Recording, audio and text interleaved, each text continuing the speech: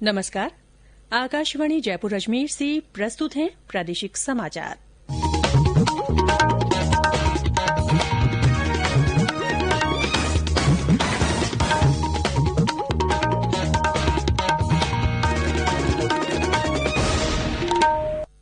मुख्य समाचार। प्रधानमंत्री आज पेट्रोलियम क्षेत्र से संबंधित 3 महत्वपूर्ण परियोजनाएं करेंगे राष्ट्र को समर्पित। देश भर के मेडिकल कॉलेजों में प्रवेश के लिए पात्रता परीक्षा नीट आज हो रही है आयोजित। राज्य में कोरोना संक्रमितों की संख्या हुई 1 लाख से ज्यादा, लगभग 83,000 लोग हुए रिकवर। और राज्य सरकार ने पत्रकारों के लिए विभिन्न योजनाओं का विस्तार करने का लिया निर्णय।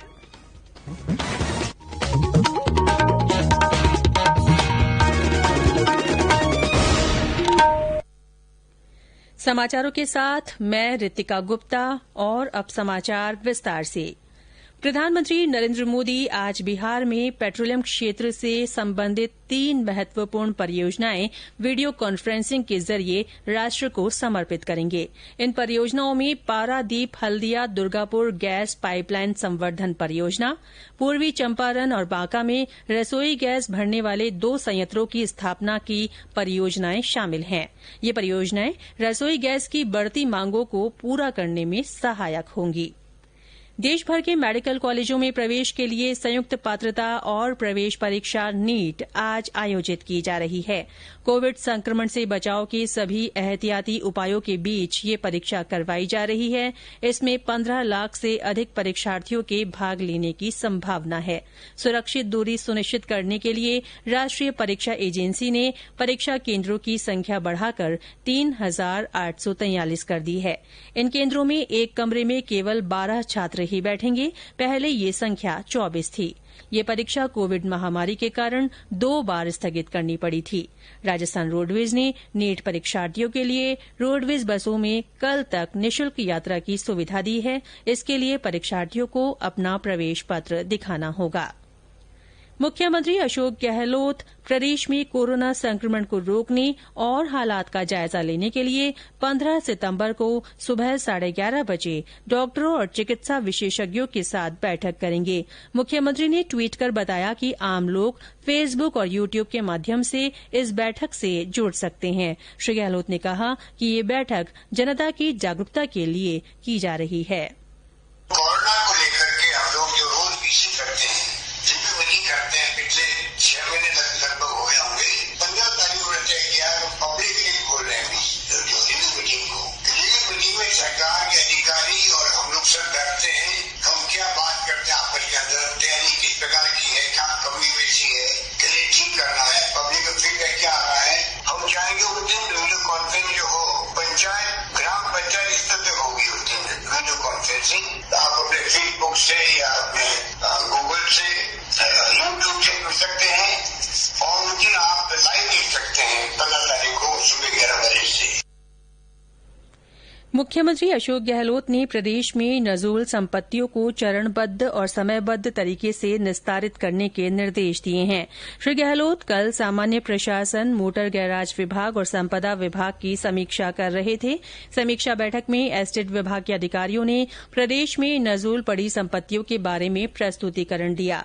अधिकारियों ने बताया कि राजकीय संपत्तियों की प्रभावी मॉनिटरिंग के लिए ऑनलाइन सॉफ्टवेयर तैयार किया जा रहा है। मुख्यमंत्री ने प्रदेश के विश्राम गृहों की व्यवस्थाएं और मजबूत करने के निर्देश दिए। उन्होंने मोटर गैराज में वाहनों की उपलब्धता के बारे में भी जानकारी ली। मुख्यमंत्री ने खान विभाग में डेड रेंट, रॉयल्टी, शास्ती, रॉयल्टी वसूली ठेकों और अल्पावधि अनुमति पत्र के बकाया मामलों और निर्माण विभाग के ठेकेदारों की बकाया राशि के लिए एमनेस्टी स्कीम लाने को भी मंजूरी दे दी है। ये योजना जारी किए जाने की तारीख से 3 महीने तक प्रभावी रहेगी। ये समाचार आकाशवाणी जयपुर अजमेर से प्रसारित किए जा रहे हैं। प्रादेशिक समाचार बुलेटिन आप हमारे ट्विटर हैंडल @AIRnews_जयपुर पर फॉलो कर सकते हैं। प्रदेश में कुल कोरोना संक्रमितों की संख्या 1 लाख से ज्यादा हो गई है। बढ़ते आंकड़ों के बीच राहत की बात यह है कि इनमें से अब तक 82,902 लोग रिकवर हो चुके हैं। केवल 16,582 मरीजों का इलाज चल रहा है। राज्य में कोरोना सैंपलिंग में भी तेजी आई है। अब तक 30,000 से ज्यादा नमूने लिए गए हैं। इनमें से 25,27,228 नेगेटिव आए हैं। इस बीच कल कोविड-19 के 1,669 नए मामले सामने आए। स्वास्थ्य विभाग के अनुसार कल भी सर्वाधिक 335 मामले जयपुर जिले में मिले। इनके अलावा जोधपुर में 280, कोटा में 152, अलवर में 109, अजमेर में 101, उदयपुर में 80, सीकर और बीकानेर में 56, नागौर में 47, पाली में 44, श्रीगंगानगर में 32, भीलवाड़ा में 29, प्रतापगढ़ में 27, सिरोही में 25, झालावाड़ और बाड़मेर में 24, बारां और बूंदी में 23, राजसमंद और भरतपुर में 22, चित्तौड़गढ़ और चूरू में 21, झुंझुनू और डूंगरपुर में 20, धौलपुर और हनुमानगढ़ में 17, बांसवाड़ा में 16, जालौर में 15, सवाईमाधोपुर में 4, टोंक में 3, करौली और दौसा में 2 लोगों में संक्रमण की पुष्टि हुई। इधर जोधपुर के पुलिस ट्रेनिंग सेंटर में प्रशिक्षण ले रहे 27 पुलिसकर्मी और पीटीएस के 17 कर्मचारी संक्रमित मिलने के बाद पुलिस पदोन्नति की कैडर कोर्स को कल स्थगित कर दिया गया। देश में कोविड से पिछले 24 घंटों में 81,500 से ज्यादा मरीज स्वस्थ हुए हैं। एक दिन में ठीक होने वालों की ये सबसे बड़ी संख्या है। देश में अब तक 36,24,000 से ज्यादा लोग संक्रमण से स्वस्थ हो चुके हैं। स्वस्थ होने वालों की दर 77.77% है। मुख्यमंत्री अशोक गहलोत ने पत्रकारों के लिए रियायती दरों पर भूखंड आवंटित करने, आवासीय योजना पर काम जारी रखने सहित आर्थिक सहायता देने संबंधी पत्रकार कल्याण की योजनाओं का विस्तार करने का निर्णय लिया है। श्री गहलोत कल राजस्थान संवाद और सूचना एवं जनसंपर्क विभाग की समीक्षा बैठक की अध्यक्षता कर रहे थे। बैठक में श्री गहलोत ने कहा कि सरकार ने पत्रकार कल्याण कोष का गठन कर उनके लिए मेडिकल बीमा, निःशुल्क बस यात्रा, मेडिकल डायरी, पत्रकार सम्मान पेंशन योजना और आर्थिक सहायता जैसी योजनाएं शुरू की है। उन्होंने पत्रकार कल्याण कोष के एफडीआर से प्राप्त ब्याज से चलाई जा रही मेडिकल डायरी योजना का लाभ सवैतनिक गैर अधिस्वीकृत पत्रकारों को भी देने के लिए योजना बनाने के निर्देश दिए। साथ ही पत्रकारों और उनके परिवारों के लिए 6 गंभीर बीमारियों की स्थिति में दी जाने वाली 1 लाख रुपए तक की आर्थिक सहायता को बढ़ाकर 2 लाख रुपए कर दिया है। बैठक में राजस्थान वरिष्ठ अधिस्वीकृत पत्रकारों की पेंशन योजना की राशि भी हर महीने 5,000 रुपए से बढ़ाकर 10,000 रुपए करने का निर्णय लिया गया है। सरकार ने तमिलनाडु कैडर के भारतीय पुलिस सेवा के अधिकारी आयुष मनी तिवारी को सीमा सुरक्षा बल के राजस्थान फ्रंटियर का नया महानिरीक्षक नियुक्त किया है। उन्होंने कल जोधपुर मुख्यालय में निवर्तमान आईजी अमित लोढ़ा से कार्यभार ग्रहण किया। श्री लोढ़ा को बीएसएफ दिल्ली मुख्यालय में आईजी वर्क्स पद पर लगाया गया है। इससे पहले Shri Tiwari bureau of civil aviation में उप महानिदेशक थे। संसद का मानसून सत्र कल से शुरू हो रहा है। सत्र की पूर्व संध्या पर आकाशवाणी का समाचार सेवा प्रभाग आज रात संसद के समक्ष मुद्दे विषय पर परिचर्चा प्रसारित करेगा। यह कार्यक्रम रात 9:30 बजे से 10 बजे तक इंद्रप्रस्थ और एफएम गोल्ड चैनल पर सुना जा सकता है।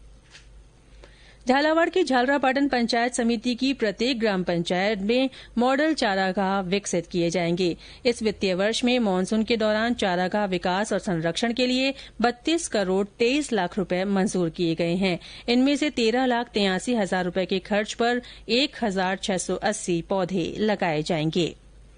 मौसम विभाग ने आज जोधपुर, बीकानेर, उदयपुर, भरतपुर, जयपुर, अजमेर और कोटा संभाग में कुछ स्थानों पर बारिश की संभावना जताई है।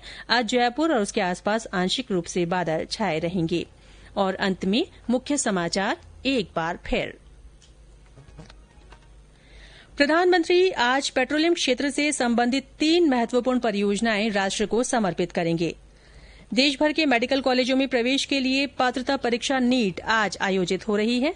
राज्य में कोरोना संक्रमितों की संख्या 1 लाख से ज्यादा हो गई है। लगभग 83,000 लोग रिकवर हुए हैं। और राज्य सरकार ने पत्रकारों के लिए विभिन्न योजनाओं का विस्तार करने का निर्णय लिया है।